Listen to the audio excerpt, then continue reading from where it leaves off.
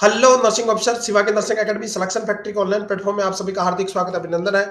हमारे बीच मौजूद है संगीता बेन, जिनका हाल ही में नो सेट 8 में सिलेक्शन हुआ है। साथ में सीएचसी गुजरात में सिलेक्शन हुआ है और उन्होंने फाइनली सीएचसी गुजरात ज्वाइन किया है, क्योंकि इनको एम्स गुवाहाटी मिला। ये गुजरात के रहने वाले, बहुत दूर है, इसलिए इन्होंने एम्स गुवाहाटी को लीव करके इन्होंने घर पे रहने का डिसाइड किया और सीएचसी गुजरात में फाइनली घर के पास अहमदाबाद में इनको जॉब मिली है। तो अलग अलग बधाई संगीता जी, कैसा लग रहा है बेटा? अभी तो अच्छा लग रहा है सर। अच्छा लग रहा है। अपने बारे में सभी को बताओ बेटा। अ, मेरा नाम Sangeeta Baria. I am from proper Bhavnagar, near में पालीताना लगता है, उधर से मैं बिलोंग करती हूँ। और मैंने नर्सिंग बैचलर मैंने भावनगर से किया, प्राइवेट से ही किया था। क्या नाम बेटा कॉलेज सजानंद, का? हाँ, Shri Sajanand institute of nursing college. और मैंने मास्टर भी 2021 से 2023 के बैच में कंप्लीट कर दिए थे। उसमें ओके। मैंने ओबीसी स्पेशलिस्ट में मैंने एमएससी कंप्लीट कर रखी है ऑलरेडी। उसके बाद मैंने नॉर्सेट के लिए प्रिपरेशन किया था, लेकिन बाद में मैंने एसीएससी का एग्जाम भी दे दिया, ओके, तो इसमें आपने भी हो बताया गया था। पहले भी आपका एम्स बिलासपुर मिला था, लेकिन घर वालों ने भेजा नहीं। वो कौन से ईयर में हाँ, मिला था? वो तब तब मेरा 2021 में जब मुझे बिलासपुर मिला, तब घर वालों ने मुझे जाने नहीं दिया। तो बाद में मैंने एमएससी कर लिया। और ओके। 2 साल एमएससी के बाद मैंने वापस अभी इसके पहले वाला भी एम्स दिया था, नॉर्सेट 7 वाला। उसमें मेरा प्रीलिम्स में हो गया था, लेकिन मेंस में नहीं हुआ था। ओके, फाइनली अब आपका मेंस में भी हो गया और सीएससी में हो गया। आपने सीएससी गुजरात ज्वाइन कर लिया, अभी अहमदाबाद में आपकी पोस्टिंग गुजरात है मैंने थोड़ी ज्वाइन किया। सी। ऐसे ने आपने कब ज्वाइन किया बेटा? ऐसे ने मैंने ज्वाइन किया था 2024 वाला बेसिक ज्वाइन किया था। जी बेटा। मतलब जब 7 में नहीं हुआ था ना, उसके बाद वाला मैंने ऑनलाइन कोर्स ज्वाइन किया था, वो जी, पूरा बैच किया था। बहुत बढ़िया बेटा। तो उसके बाद हाँ, कुछ फायदा मिला आपको? हाँ, बहुत मतलब बहुत फायदा मिला। कि मैं किसी को भी बोलूंगी, अगर आप सेल्फ स्टडी करो ठीक है, अच्छी बात है, लेकिन अगर आप एफोर्ड नहीं कर सकते कि मैं ऑनलाइन ऑफलाइन नहीं परचेस कर सकती, कि मुझे जॉब भी करना है साथ साथ में, तो आप ऑनलाइन कोर्स परचेस करके ऑनलाइन स्टडी भी कर सकते हो और जॉब भी कर सकते हैं। मतलब मैंने जॉब के साथ साथ साथ के ही साथ, कोर्स किया था पूरा। बिल्कुल साथ में, अगर आप में इच्छा शक्ति है, विल पावर है, तो आप जॉब के साथ फैमिली को हाँ, जॉब सपोर्ट। के साथ भी कर सकते हो। मैंने जॉब के साथ पहले पूरा कोर्स किया था। और मैंने जब एग्जाम का 1 महीने का टाइम था ना बाकी प्रीलिम्स का, तब मैंने जॉब छोड़ दिया था और मैंने जी, प्रिपरेशन स्टार्ट कर दी बहुत थी। बढ़िया बेटा। तो जॉब के साथ आपने तैयारी करी, प्रीलिम से पहले छुट्टी हाँ, लेके आपने अच्छे से तैयारी करी और फाइनली आप एम्स में भी सेलेक्ट हुए और सीएससी में तो आपने बल्ले-बल्ले कर दिए। आपको घर के पास ही अहमदाबाद ही आपको जॉब मिली, तो बहुत बढ़िया बेटा, हाँ, आपने सीएससी में तो सर मतलब वो गुजराती तो मेरा गुजराती मीडियम तो था ही नहीं, तो गुजराती मुझे पहले से नहीं आती थी। तो मैंने कभी एक गुजराती जो सिलेबस में गुजराती पूछते हैं ना, वो वाला एग्जाम मैंने आज तक दिया ही नहीं था, ये पहली बार दिया सीएससी का। जी, और बहुत बढ़िया। गुजराती का भी मैंने स्पेशली गुजराती करवा रहे थे ना, उसके क्लासेस किए थे 1 महीने के। उसमें बस पासिंग मार्क्स लाना था, और मुझे पता था कि नर्सिंग में तो मैं आउट ऑफ 190 प्लस तो लेके आऊंगी। फोड़ देगा, हाँ, तो सब फोड़ बोल देगा। रहे अगर अगर तुम 90 प्लस उसमें हो जाए और इसमें 40, तो तुम्हारा सिलेक्शन हो जाएगा, ऐसा मुझे फ्रेंड्स ने बोला थे जो गुजरात कर रखे ऑलरेडी जी, उन लोगों ने।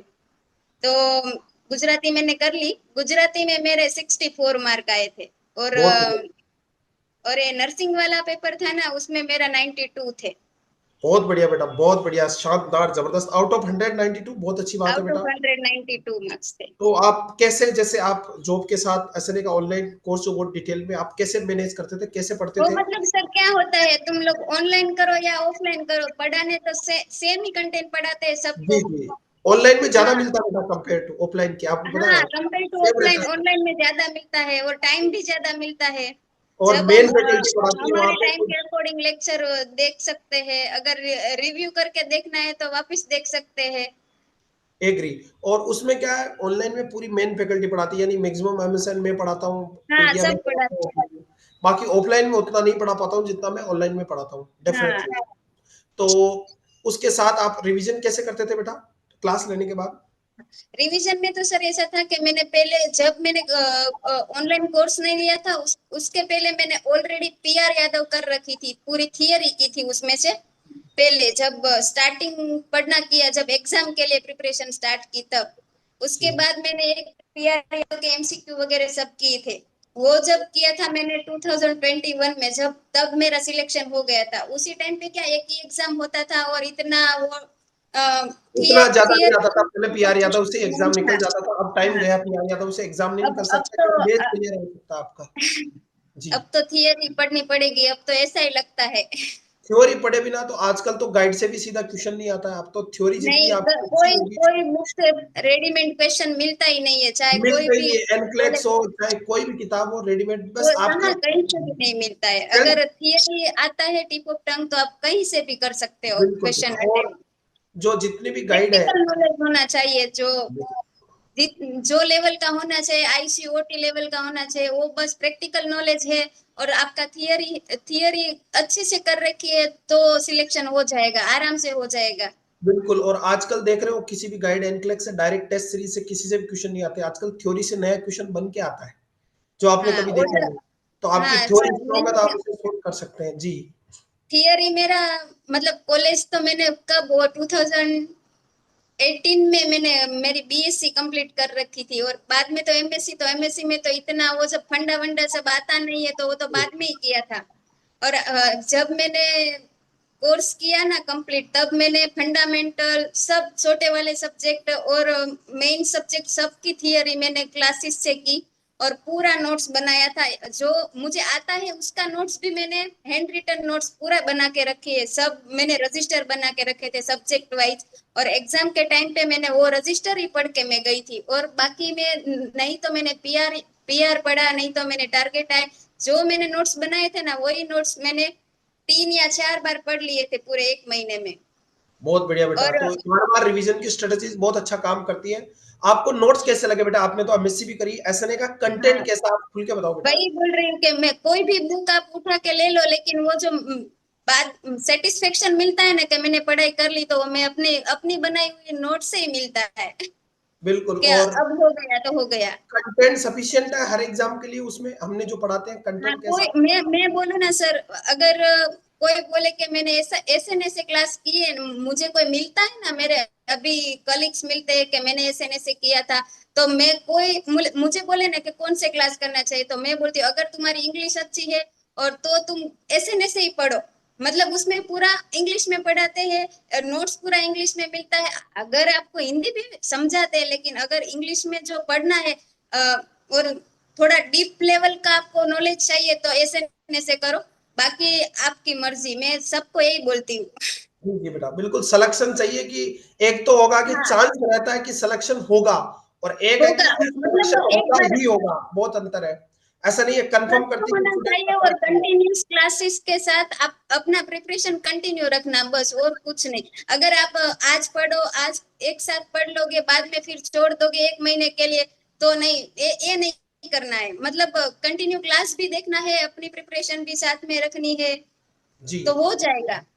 एक गुजरात साल के में आप बच्चों पढ़ को, सकते हो। बिल्कुल बेटा, गुजरात के बच्चों और देश के बच्चों को क्या संदेश है, किस तरह से पढ़ना चाहिए, क्या आपका बेस्ट है, व्यू है बेटा?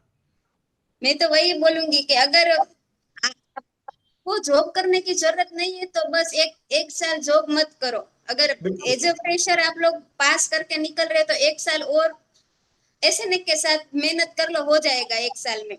थैंक यू कोई भी बेटा। एग्जाम कर लोगे आप। आपका ट्रस्ट हमें बहुत विश्वास देता है, मेहनत करने की ताकत देता है। हम और एक्स्ट्रा मेहनत करेंगे ताकि और बच्चों का भविष्य बना सके। Thank you dear. Yes sir, और अभी नोट से 9 भी देना है कि मेरा सिलेक्शन राजकोट में हो जाए। बिल्कुल राजकोट एम्स आपको मिलेगा, आपको छोड़ना नहीं है, मेहनत करते रहना है, हाँ, क्योंकि अभी सफलता अभी मैं एक दिन में नहीं मिलेगी, लेकिन एक दिन जरूर मिलेगी। जरूर मिलेगा। जरूर बस मिलेगी। वही ट्रस्ट बना के रखा है। बिल्कुल जब बेटा, तक राजकोट नहीं मिलेगा तब तक मेहनत तो करनी ही है सर, बिल्कुल क्योंकि करनी है मेरा बेटा। मेरा मेरा सपना एम्स एम्स में एक बार जाने का है बस। बिल्कुल सपना पूरा बाद होगा। में मैं एम्स में जाके जॉब करूं या नहीं करूं, लेकिन मुझे एम्स चाहिए, मतलब चाहिए। राजकोट एम्स पक्का मिलेगा, आपने जिस तरह से मेहनत करी बेटा। क्योंकि छोटी छोटी बातें और सिलेक्शन और प्रयास करते रहे, और एक जहाँ पे भी आप जॉब करें, एक अच्छे नर्सिंग ऑफिसर बने, पेशेंट की अच्छे से सेवा करें, अपना पूरा दमखम लगा के पेशेंट की केयर करें बेटा। और नर्सिंग प्रोफेशन में एकत्रित रहे, संगठित रह के नर्सिंग के पैसे के सम्मान को बनाए रखे, इज्जत को बनाए रखे, संगठित होकर काम करें, सबके हित में काम करें, एक अच्छे नर्सिंग ऑफिसर बने, प्रोफेशन की गहराई को, ऊंचाई को बनाए रखे, सम्मान को बनाए रखे, और यूं ही मेहनत करते रहे, अपने जूनियर्स को, सीनियर को, सबको गाइड करते रहे, और नर्सिंग एजुकेशन को और क्वालिफाई और बेटर बनाने का काम करते रहे। Thank you dear, God bless you, thank ईश्वर यू आपके सो साथ मच सर, करे। Thank you. Thank you so much sir.